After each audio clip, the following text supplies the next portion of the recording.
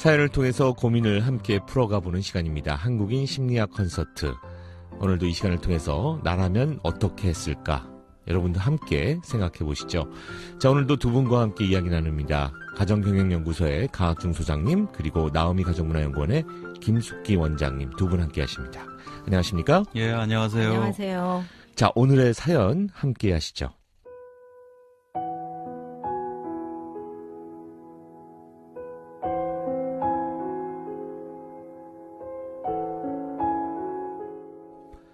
저는 올해 초등학교 2학년 된 아들이 하나 있습니다. 아이 엄마는 1년 전 이혼을 했습니다. 그런데 며칠 전 아들이 저한테 이런 얘기를 하는 겁니다. 아빠, 다른 애들은 학부모 총회 때 다 엄마가 와서 같이 종이 접기도 했는데 나만 엄마가 안 와서 애들이 너는 왜 엄마가 안 왔냐고 물어보더라. 그래서 우리 엄마 아빠는 이혼했어 라고 말했더니 애들이 나를 쳐다보더라고. 이혼이 나쁜 거야? 순간 말문이 막혔습니다. 이혼하고 둘만 살게 됐을 때 아이에게 얘기를 해줬습니다. 엄마 아빠는 마음이 맞지 않아서 헤어졌어. 이런 걸 이혼이라고 하는데 어른들은 마음이 맞지 않으면 서로 미워하면서 살기보다는 헤어지기도 하지. 이제 우리 둘이 사는 건데 아빠가 최선을 다할 테니까 아무 걱정하지 마. 사랑한다. 저는 이혼이 나쁜 것도 아니고 숨겨야 할 일들도 아니라고 생각을 해서 솔직하게 얘기를 해준 건데 반 아이들에게 우리 엄마 아빠는 이혼했어. 그래서 엄마가 안 왔어. 라고 말을 했다니까 제가 너무 솔직하게 얘기를 해줬나? 이 아이들이 집에 가서 자기 엄마한테 이런 얘기를 했을 텐데 우리 아이가 이 동네에서 이혼 가정의 아이로 따돌림을 당하면 어쩌지 하는 걱정이 생기는 겁니다. 그날 밤 자는 아이를 보면서 저는 꼬박 날을 샜습니다. 저 혼자 아이를 키우기 힘들어서 본가가 있는 동네로 이사를 왔고 또 어머니에게 아이를 돌봐주시고 또 파출부가 살림을 해주고 있는데 이 동네가 교육에 관심이 많은 전업주부들이 많은 동네고 누구네 집이 어떻더라 소문도 빨리 도는 동네라서 여간 신경이 쓰이는 게 아니네요. 이사를 가야 하는 걸까요? 아이를 위해서 좀 관심이 적은 동네로 이사를 하고 또 아이에게 부모가 이혼했다는 말은 되도록 친구들에게도 하지 말라고 이런 당부도 해야 하는 걸까요? 정말 어떻게 해야 할지 모르겠습니다. 아이 엄마와 이혼한 걸 후회하지는 않습니다. 아내는 자기 일이 가장 중요했고 너무 이기적이었으니까요. 하지만 혼자서 아이를 키운다는 거 이럴 때는 정말 힘드네요. 먹이고 입히고 재우는 것이 힘든 것이 아니라 조금만 달라도 특이하게 생각하는 한국 사회가 힘듭니다. 어디 아무도 모르는 시골로 내려가고 싶은데 직장 때문에 그럴 수도 없고 아이가 아직 어려서 본가 옆을 떠나기도 힘든데 아들 녀석이 이 동네에 살면서 친구들에게 상처를 받지 않을지 참 걱정입니다. 어떻게 해야 할까요?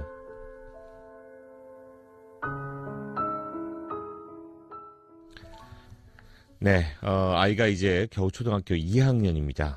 이혼 가정의 아이라고 동네에서 좀 따돌림을 당하지는 않을까. 뭐 지금 그런 일이 있었던 건 아닌데 지금 한마디를 듣고 나서 아버님은 밤잠을 못 자고 고민 속으로 빠져드신 그런 상태인 거예요?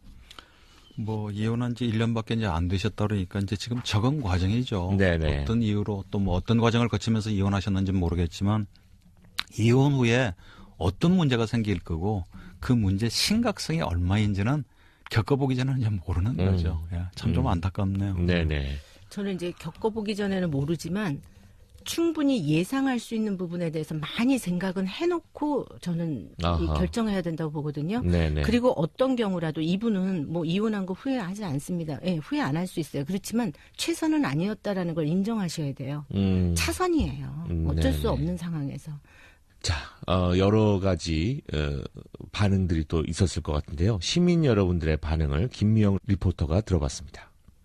요즘에 이혼이 또 험도 아니고 예전처럼 어떤 그런 보수적인 어떤 그런 마인드를 갖고 있는 분들이 많지는 않잖아요. 그래서 그 이혼에 대해서 그 설득을 하는 거죠. 그다음에 주변 환경에 대해서도 아이가 어떻게 대처를 해야 되는지를 방법을 알려주고. 애 보고 이제 이혼에 대해서 좀 설명을 해주고 애도 자기의 처한 상황을 좀 받아들였으면 좋겠어요. 애가 뭐 적응 못하겠다, 뭐 부끄러워서 여기 못 다니겠다 그러면 그때는 이사를 고려해보면 될 것 같긴 한데 노력을 해보고 안 될 경우에는 이사를 해보는 게 좋을 것 같아요. 이사해도 아이한테는 똑같을 것 같은데요. 아이가 또 학교를 또 다른 학교를 또 전학을 가서 그 학교에서도 똑같은 상황이 또 벌어진다면 또 고민이 또 될 거 아니에요. 애기 엄마를 한번 만난다든가 이사하고 전학시키고 또 그 아들이 거기 학교에 가서 또 적응하려면 또 시간 또 걸리니까 차라리 그냥 그 학교에서 어떻게 잘 마무리하는 게 나을 것 같은데요. 그 아이가 아직 초등학생이니까 마음의 상처가 크고 모든 게 그래서 저는 그 조금 한 번은 이사를 가가지고 그 아이의 상처를 좀 보듬어 주는 게 나을 것 같아요. 그게 새로운 환경에서 아이가 적응도 하고 또 모든 게 초등학생 정도면 좀 신비로운 그런 것도 있을 거고 그러다 보면은 그 아픔이라든가 이런 게 조금 사라지지 않을까라는 생각을 좀 해요, 제가. 그런 이혼이 요즘 시대에 나쁜 게 아닌데 그런 생각을 고쳐줄 수 있는 교육을 한번 해야 될 것 같아요, 자식한테. 엄마랑 아빠는 이러이러한 상황 때문에 따로 사는 거지만 이혼 가정이란 게 나쁜 게 아니라 이런 걸 설명해 주면서 그러면서 그거에 대해서 넌 떳떳해도 된다. 그렇게 납득을 시키도록 교육을 해주고 현실적으로 이제 또 멀어질 수 없으니까 부모님의 도움도 받아야 되고 그래서 그냥 거기에 있는 게 더 낫다는 생각이 듭니다. 네, 시민 여러분들의 반응도 함께 들어봤습니다. 어떻게 보면 이혼이라는 것이 우리 사회에 이제는 그렇게 낯선 것만은 아니기 때문에 여러분들의 어떤 반응도 또 아주 다양하게 나오는 것이 아닌가라는 그런 생각이 드는데요. 지금 이분은 이사를 가야 하나요? 거기서부터 나왔어요, 지금. 저는 거기서 예. 탁 막혔어요. 네. 죄송한데 왜 그러냐면 너무 단순하고 너무 즉흥적이에요. 아, 제가 이렇게 단적으로 말씀드려서 죄송하지만 네네. 지금 아이가 상처받은 게 아니고 저는 이 부모님이 굉장히 예민하게 지금 반응을 하고 계시면 아이는 부모 그대로 전달이 되거든요. 네네. 아, 내가 상처 받아야 되는 시점이구나. 아, 이거 큰일 날 거구나. 이렇게 하면 안 되거든요. 네네. 저는 지금 아이가 문제가 아니고요. 이 어른이 지금 문제예요. 아빠의 마음이. 아빠의 지금 이 상태. 그리고 이혼을 경험한 후에 지금 여러 가지를 받아들이고 대응하는 방식, 뭐 이런 것들이 저는 굉장히 지금 문제가 좀 있게 느껴져서 그게 걱정이에요. 네. 사연에서 이제 물어보셨으니까 뭐 이 단계에서 전 결론부터 말씀드리면 이사 가시는 건 방법이 아닙니다. 네. 이미 아이가 엄마 아빠의 이혼으로 엄청난 지금 변화, 그죠? 네. 또 모르는 아빠도 모르는 어떤 무의식적인 어떤 상처가 이미 있는 거고요.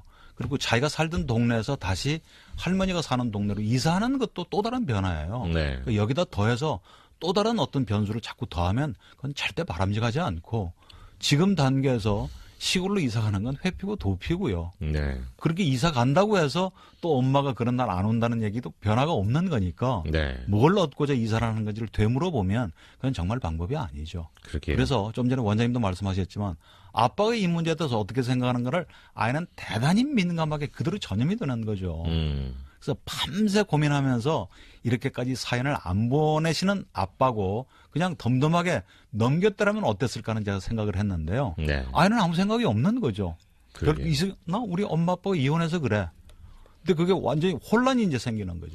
어떻게 보면은 아빠가 이혼은 나쁜 게 아니야라고 교육을 시켰고요. 그래서 나쁜 거 아니죠. 잘 교육을 시켜서 아이는 당당하게 얘기를 했고 그것에 대해서 그것이 낯선 아이들이 얘기를 한 반응을 얘기를 해준 것뿐인데 지금 당장 아빠가 본인이 사실은 마음속 깊은 곳에서 이혼은 나쁜 게 아니라고 생각을 하지 않는 것이 아닌가. 그것도 있고 예. 주변의 반응과 시선에 대해서 예, 너무 예민하신 분이에요. 자유롭지가 예. 않아요. 맞습니다. 이렇게 예. 자유롭지 않은 분이 어떻게 이혼을 결정을 했지 그러면? 난 전 그 생각이 네네. 있고 그다음에 네. 이 피눈물 나는 이런 부분들이 분명히 있어요. 혼자 아이를 키우는데 왜 안 힘들겠어요. 그럼요. 예. 그러면 그런 부분에 대해서 이미 예상이 됐어야 된다 이거예요. 우리가 시험 볼 때 예상 질문지, 예상 문제 네네. 한번 풀어보잖아요. 과거에 어떤 문제가 나왔는가.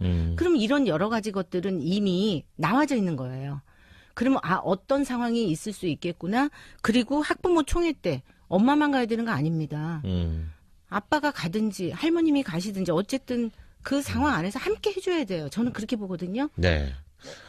저도 학부모 총회 같은 거 다니는 아빠 중에 하나인데, 가면은 사실 엄마들밖에 없긴 없지만, 그래도 거기 껴있어서 그렇죠. 하면은 또 아이는 좋아하거든요. 네, 아니, 네. 그러니까 묵묵히 덤덤히 그 상황을, 부모로서 네. 그냥 그 상황을 조금 너무 예민하지 않게 받아들이면서 아이하고 잘 적응해가고 즐겁게 그렇게 해야죠.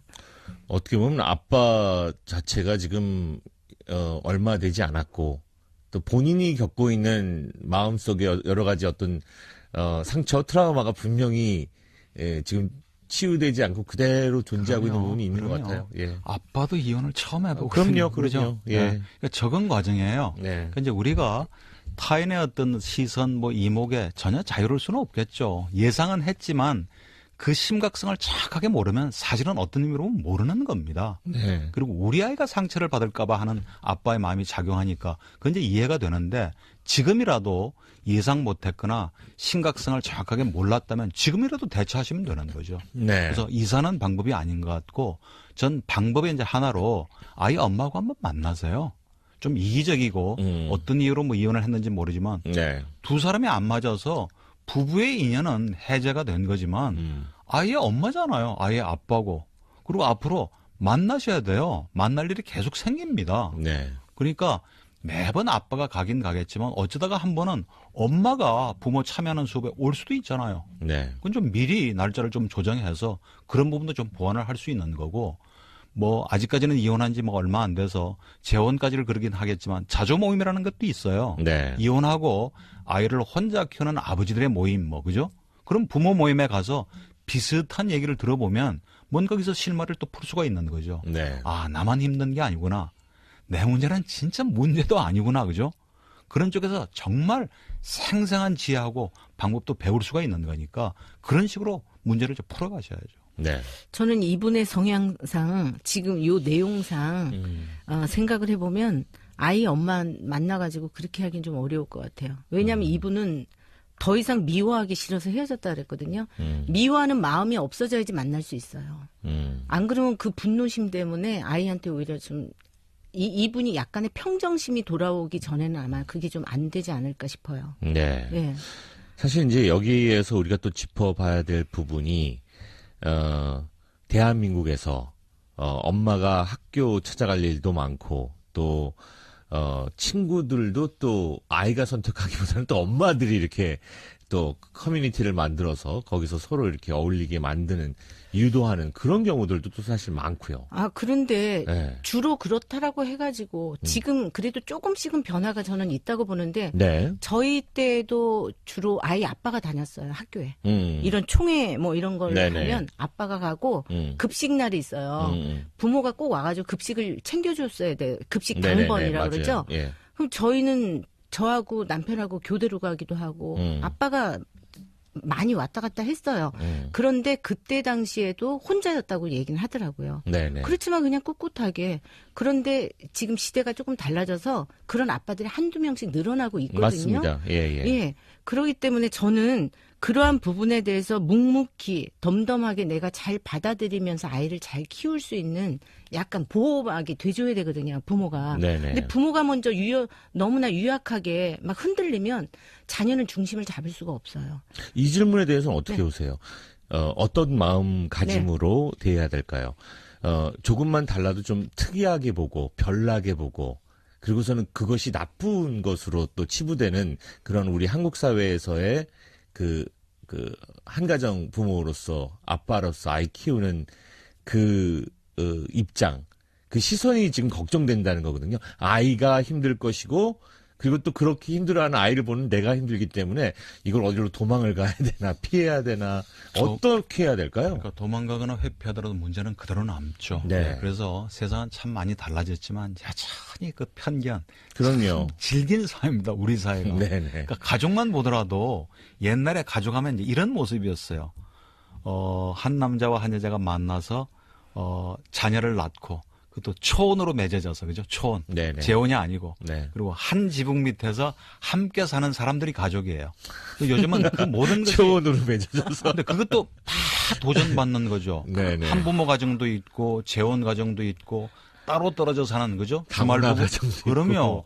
다양하죠. 그러니까 이제는 한 가지 모습으로 요것만 정상 가족이고 나머지는 다 문제 가족이다. 그건 대단히 잘못된 시선입니다. 네. 그럼에도 불구하고 현실은 여전히 질겨요.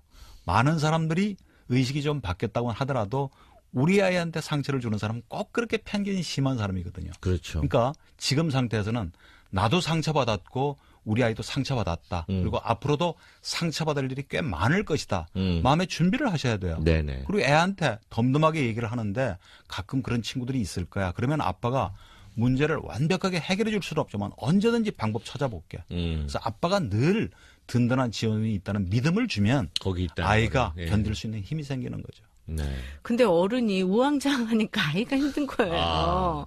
어른이 중심을 꽉 잡아줘야 돼요. 그러기 위해서 저는 이 문제는 아이 문제가 아니고 이분의 문제예요. 아하. 이 아빠의 문제라고요. 네네. 그래서 그 부분에 대한 아직 준비가 안 돼 있는 분이에요. 도장은 찍었는데 지금 아직 이혼 후에 생활에 대한 준비가 전혀 안 돼 있으신 분이다. 네. 그거고 그다음에 물론 한국 사회가 굉장히 보수적인 관점에서 보면서 좀 부정적인 인식이 있을 수 있고 또 수근수근되는 것도 있을 수도 있어요. 네. 근데 이 사회를 하루아침에 내가 다 바꿀 수는 없어요. 그러면 내가 어떻게 단단해질 것인가를 먼저 하셔야 된다 이거예요. 네네. 그러면 주변에서 무슨 뭐 그렇게 하다가도 아니네.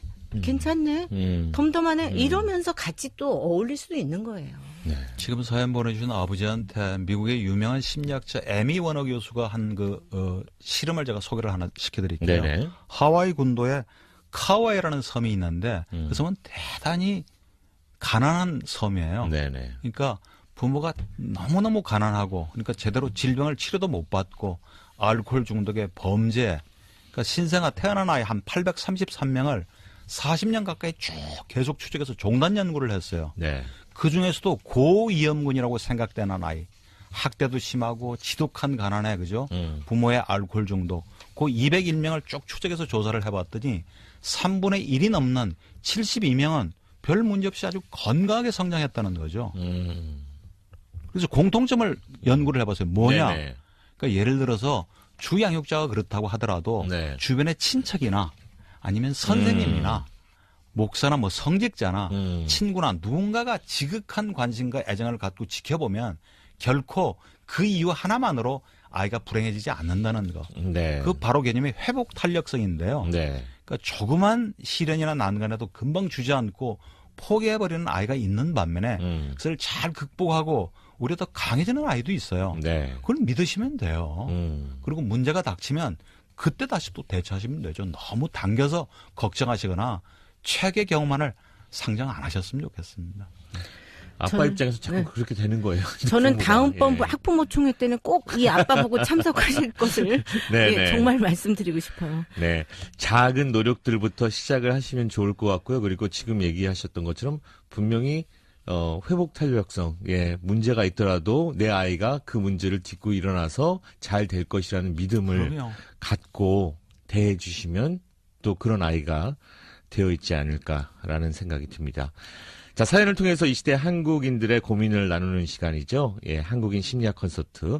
오늘도 가정경영연구소의 강학중 소장님, 나오미 가정문화연구원의 김숙기 원장님 두 분과 함께했습니다. 고맙습니다. 고맙습니다. 감사합니다.